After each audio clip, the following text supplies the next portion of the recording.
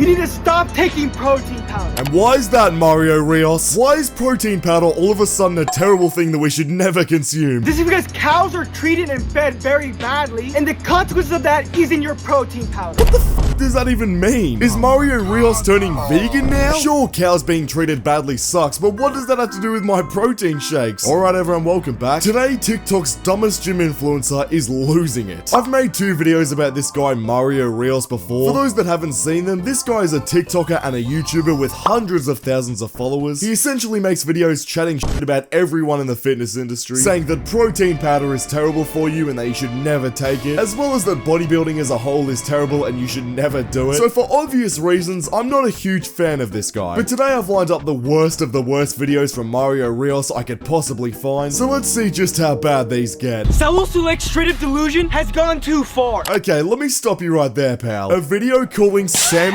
Sulek delusional? Yeah, bro, I mean, you're kind of just asking for the hate now. Being big is a flex, because you're literally walking around with the results that you had to earn, and it can't just be given to you.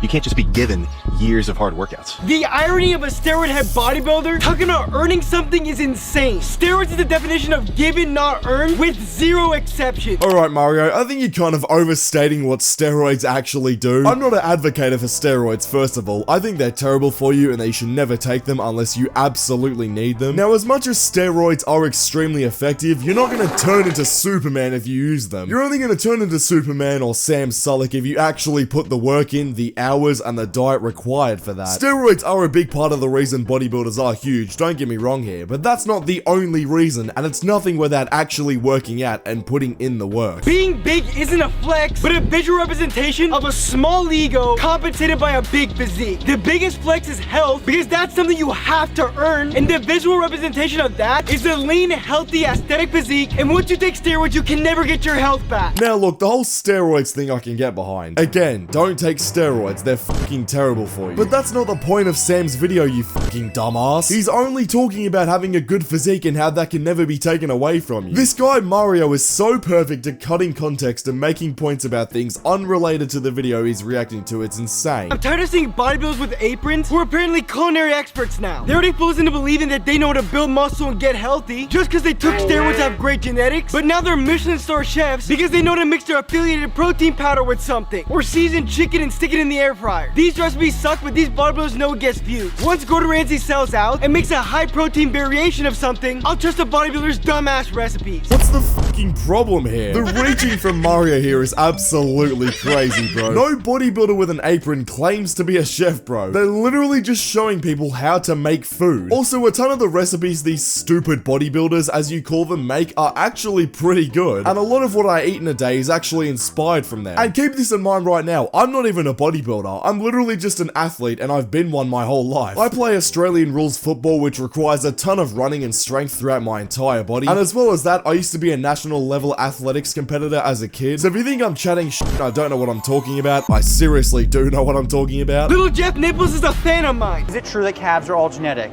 Tell me the truth. They're heavily genetic, and they are heavily genetic because of the insertion point.